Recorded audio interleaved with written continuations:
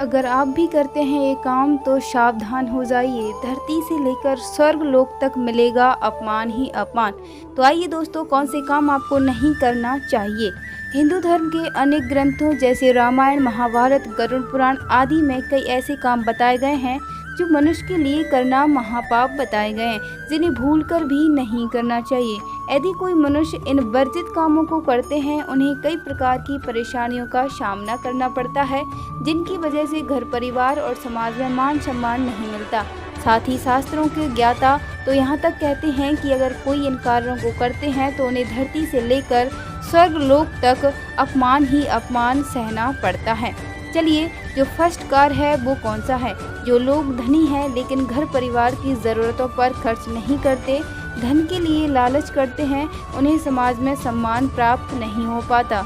घर में रखे हुए धन को आवश्यकता पड़ने पर भी खर्च करने या कंजूस होने पर धन की लालसा और अधिक बढ़ती है। इससे व्यक्ति और अधिक पैसा कमाने के लिए गलत काम कर सकता है। इन्हीं गलत कार्यों के कारण समाज में अपमान होता है। लालच बुरी बला है। ठीक इसी प्रकार व्यक्ति भी धन के लोभ में फंसकर अनेक परेशानियों से घिर जाता है। जो मनुष्य अपनी आय से अधिक खर्च करते हैं, अत्यधिक दान करते हैं, उन्हें अनेक प्रकार की समस्याओं का सामना करना पड़ता है। दान तो करना चाहिए पर अपनी सामर्थ्य के अनुसार। जो आय से अधिक दान करते हैं, आमदनी कम होने या धन अभाव होने पर फिजूल के शौक पूरा करते हैं।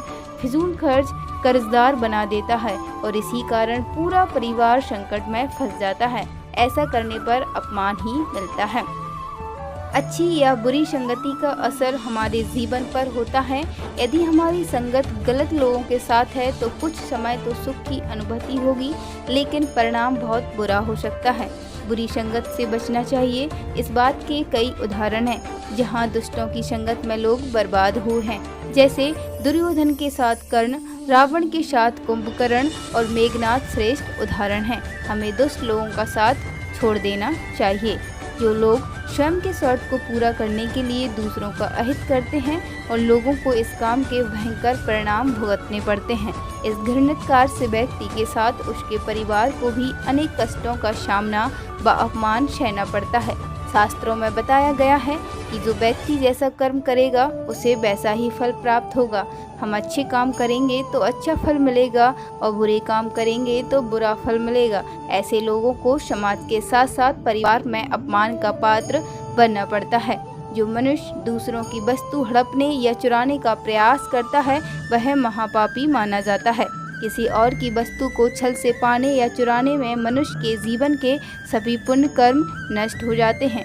चोरी की हुई वस्तु से कभी भी लाभ नहीं मिलता, बल्कि उसकी वजह से नुकसान का ही सामना करना पड़ता है। दान न करने वाला भी महापापी होता है। गुरु मनुष्य को अच्छे बुरे का ज्ञान देता है। गुरु को पिता के समान और गुरु पत्नी को माता के समान मानना चाहिए। गुरु पत्नी के साथ संबंध रखने वाले या गुरु पत्नी को बुरी नज़र से देखने वाले मनुष्य को ब्रह्म हत्या से भी बड़ा पाप लगता है। गुरु पत्नी के साथ समागम करने वाले मनुष्य के पापों का प्रायश्चित किसी भी तरह ऐसे मनुष्यों को जयंती नामक नरक में उनके पापों की सजा मिलती है। अगर कोई मनुष्य जानबूझकर या क्रोध में गलती से किसी की हत्या कर देता है तो यह कर्म महापाप माना जाता है। ऐसा कर्म करने वाले मनुष्य को जीवन भर दुखों का सामना करना पड़ता है।